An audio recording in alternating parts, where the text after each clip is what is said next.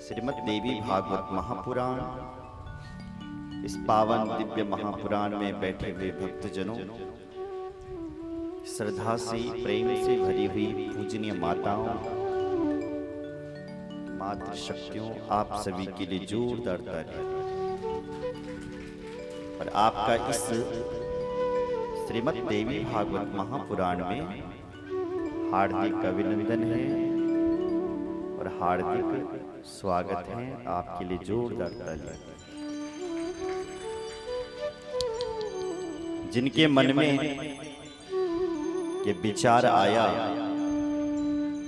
कि कुंज विहार हनुमान मंदिर में इस पावन धरा पर, इस पावन धरती पर मां भगवती के नवरात्रों के पावन महोत्सवों में श्रीमद् देवी भागवत का आयोजन किया जाए, ऐसा विचार जिनके अंदर उदित हुआ। डोली उपासक माता धर्म देवी जी, आपके लिए जोरदार तालियां। जितने भक्तों ने आपके साथ सहयोग किया, कर रहे हैं, उनके लिए भी जोरदार तालियां। हमारे साथ में आए हुए संगीत के बड़े ही मर्मज्ञ बांसुरी वादक, उत्तराखंड के सुप्रसिद्ध बांसुरी वादक श्री सौरभ भट्ट जी, आपके लिए जोरदार तालियां। हमारे साथ में आए हुए संगीत के बड़े ही मर्मज्ञ और इस कथा को सुंदर ढंग से अपने संगीत से सजा रहे हैं प्रकाश गौड़ जी, आपके लिए भी जोरदार तालियां। इस कथा में अपना सहयोग दे रहे हैं खड़ग आचार्य,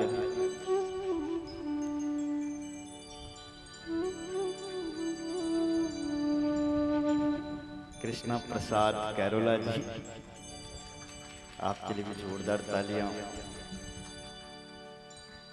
इस कथा में अपना सहयोग तबले पर दे रहे हैं बैकुंठ आचार्य,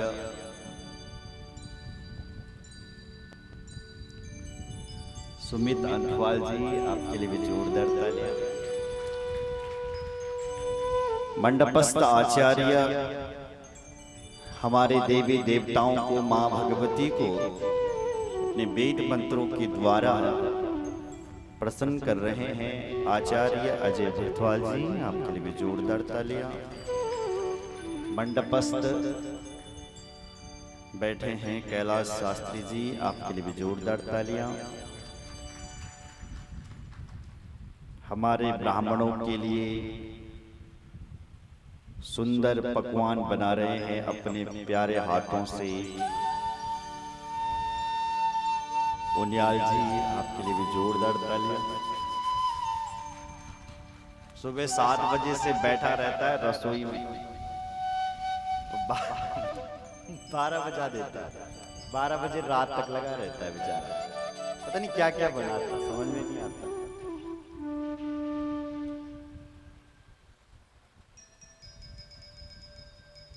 बोलो जय श्री राम। उनके लिए भी जोरदार तालियां।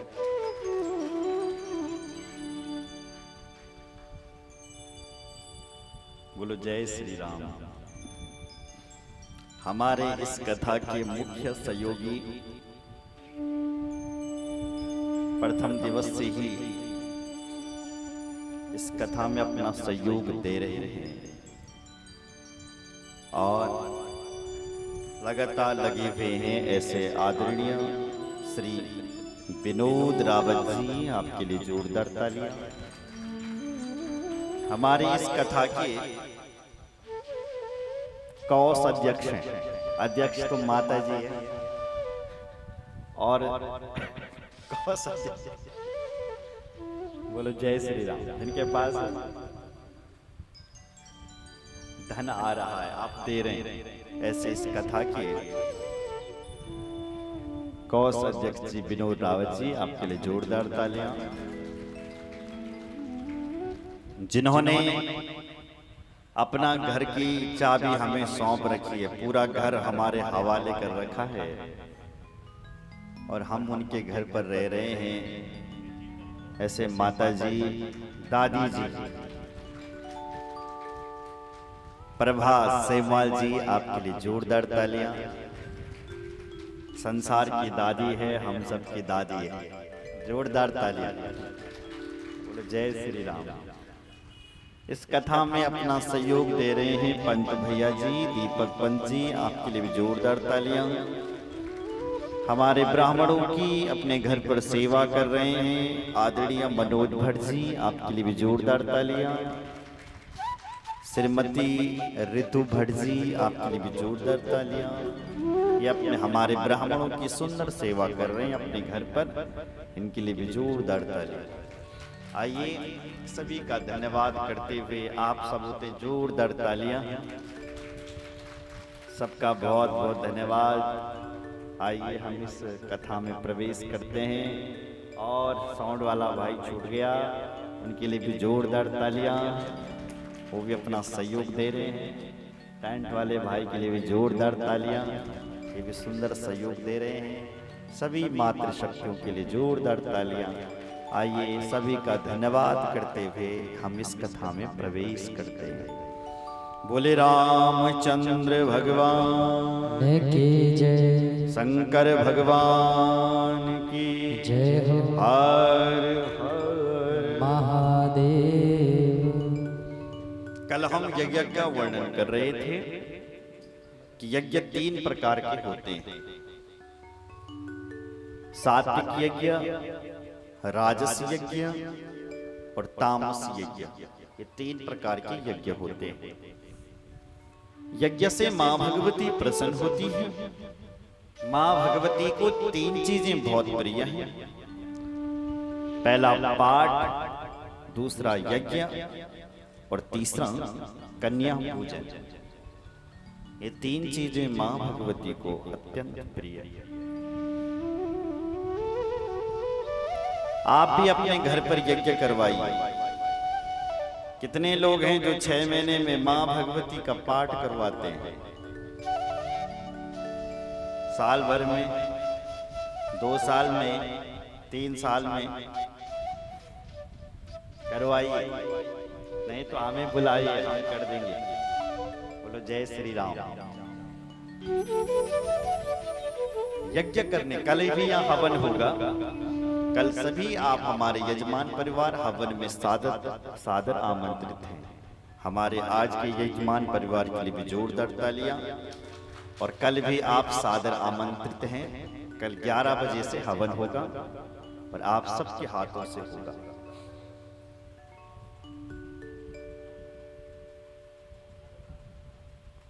नौ बजे तक पूजा, 9-10 बजे तक पूजा होगा।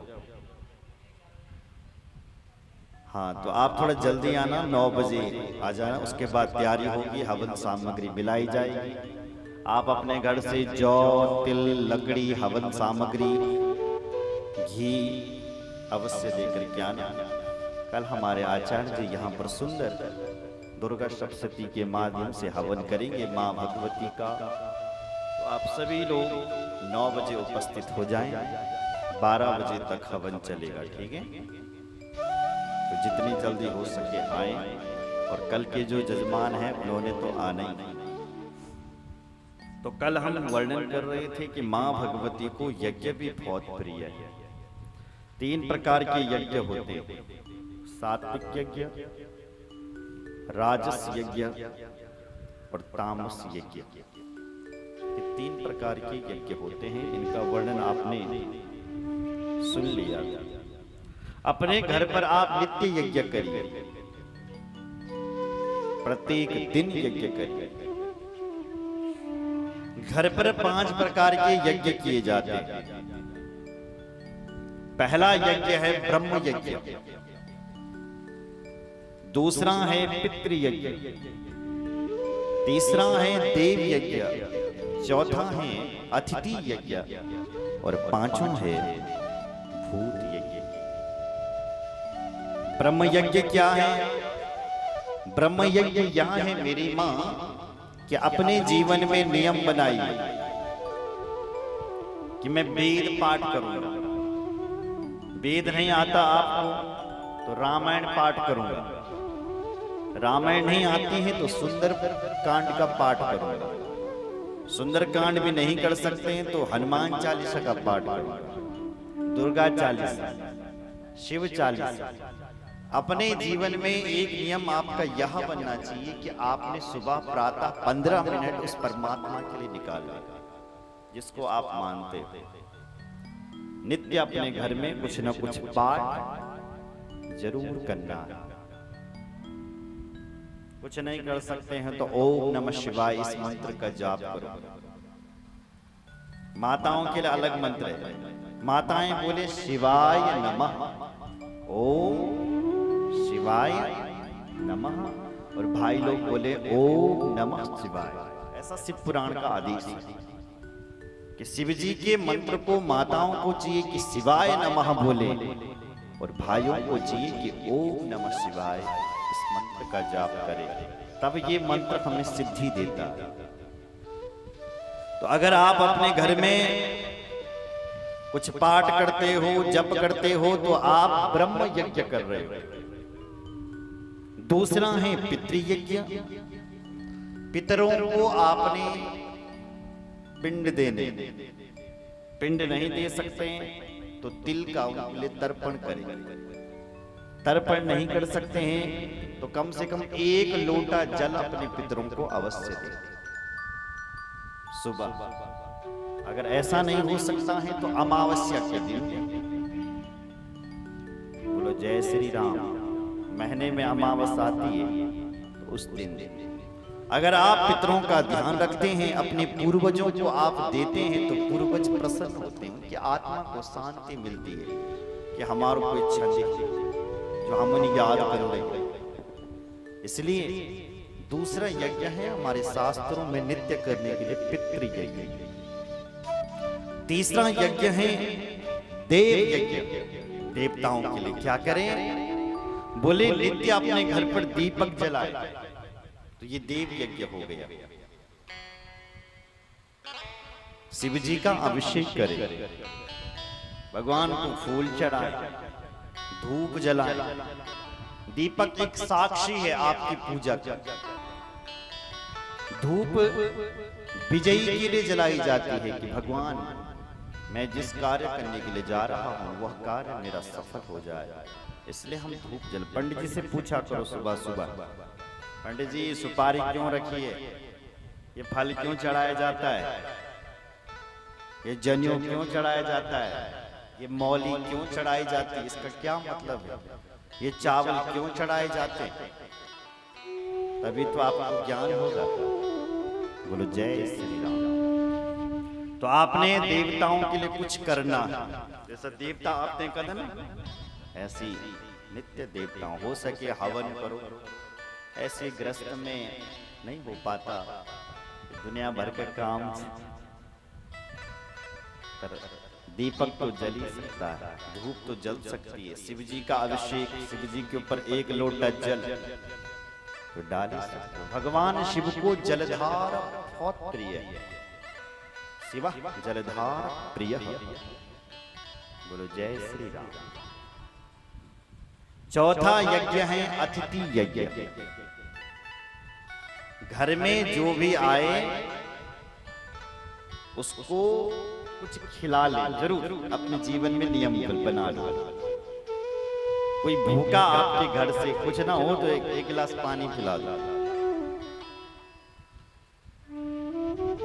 अतिथि भूखा नहीं जाना। अगर कोई आ गया, आ ही जाते हैं, कभी गाय आ जाती है वो भी अतिथि है, कभी भिक्षुक आ जाता है, कभी कोई आ जाता है, तो उनको कुछ देते रहे तो ये अतिथि यज्ञ हो जाता है। और 5वीं यज्ञ है भूत यज्ञ। भूत यज्ञ किसे कहते हैं? अपने घर की पहली रोटी गाय के लिए। कितने लोग हैं जो खिलाते हैं पहली रोटी गाय को? वह ताली बजाओ। ठीक है। बीच वाली रोटी पक्षियों के लिए और अंत की रोटी आप समझ जाते हैं। ठीक है, तो पहली रोटी गाय के लिए, बीच की रोटी पक्षों के लिए और अंत की रोटी कुत्ते के लिए। ये आपने भूत यज्ञ करना है तो हमारा जो गृहस्थ आश्रम है ये परम पुनीत हो जाता है। बोलो जय श्री राम। तो इस प्रकार से आप यज्ञ करें। भगवान राम ने ये यज्ञ किया, भगवान नारायण ने यज्ञ किया, मां भगवती ने वरदान दिया, नारायण तुमने ये अंबा यज्ञ किया है, तुम्हारे बहुत अवतार, अवतारेषु सर्वेषु नान्योनेषु माधवा, नान्योनेषु माधव।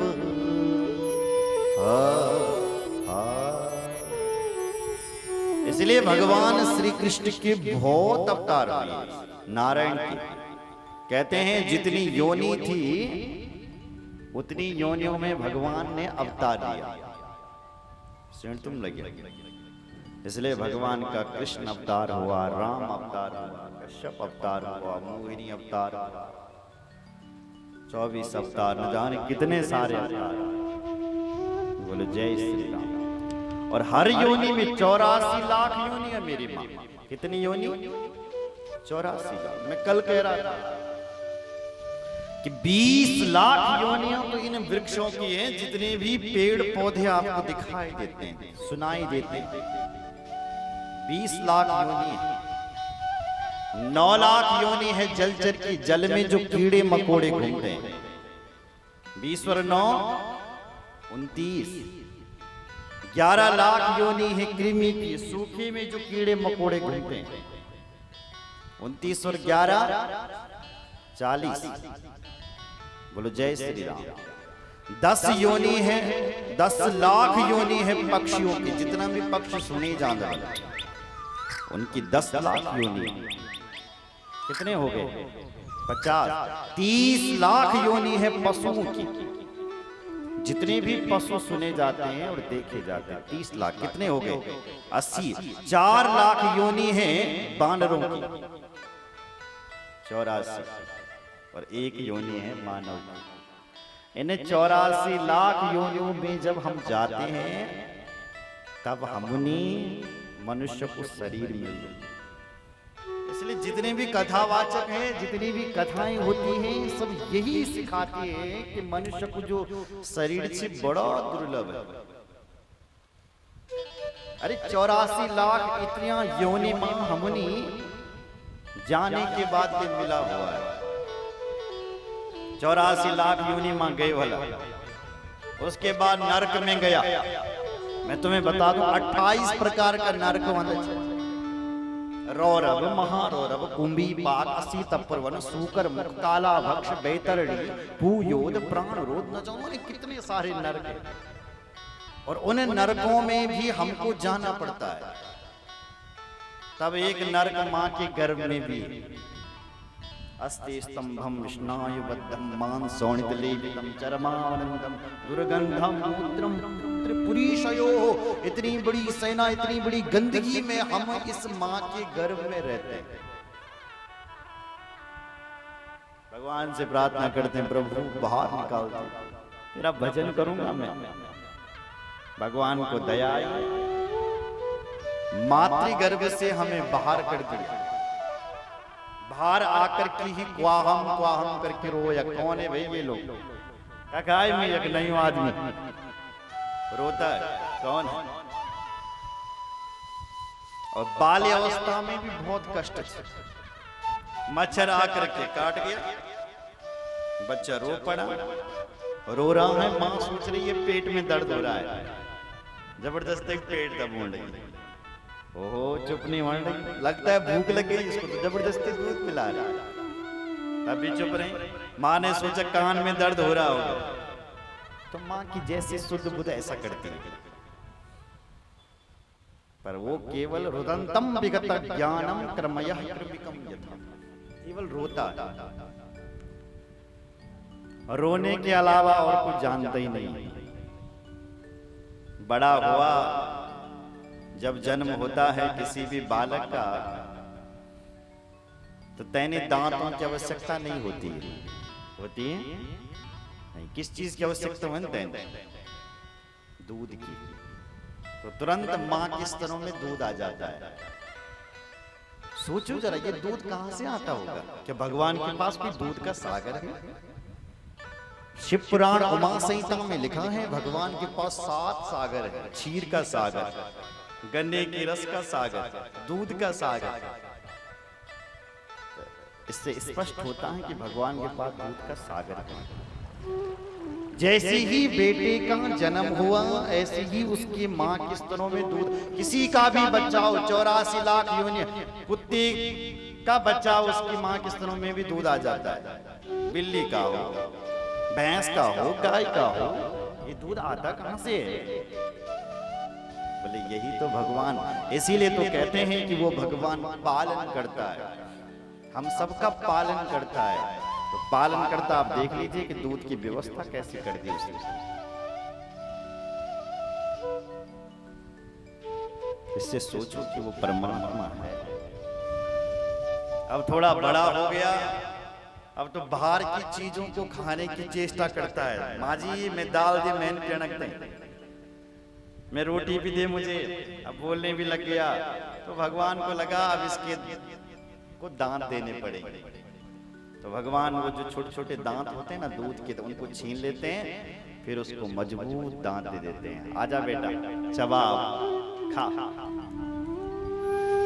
थोड़ा बड़ा हुआ, फिर मां परिचय करवाती है, बेटा ये तेरा अपना छ, ये तेरी दुश्मन छ। हाँ, ये अपना है, ये दुश्मन है। मैं और मोर तोड़ते माया, भगवान कहते यहीं से माया शुरू हो गई। यही तो माया है। माया क्या है? ये मेरा है और ये पराया है, ये अपना है और ये दुश्मन है। देखो जब तक छोटा है बच्चा तब तक उसको कुछ मतलब नहीं, लेकिन जैसे ही माँ ने परिचय करवाया, जैसे ही बड़ा हुआ, ऐसे वो समझ लेते। भगवान कहते यही मेरी माया है और कुछ माया है। माँ मन नहीं या मन जो नहीं है वही माया। हम सोच रहे हैं ये सब हमारा है, घर मेरा, मकान मेरा, ये सब मेरा। अरे क्या तेरा? खाली हाथ आया था, खाली हाथ जाएगा। ये तो सब साधन है, तेरा कुछ और है। माया के पुजारी, आगे की कुछ सोच है, इस घर से बढ़कर के भी आगे तेरा एक घर है। बोलो जय श्री राम। इसलिए सारी कथाओं का सार एक ही है कि भगवान का नाम लेते रहो, बस। इससे ज्यादा कुछ है ही नहीं। तो आइए आगे की कथा में प्रवेश करते हैं। बोले रामचंद्र भगवान की जय। सीता राम राधे श्याम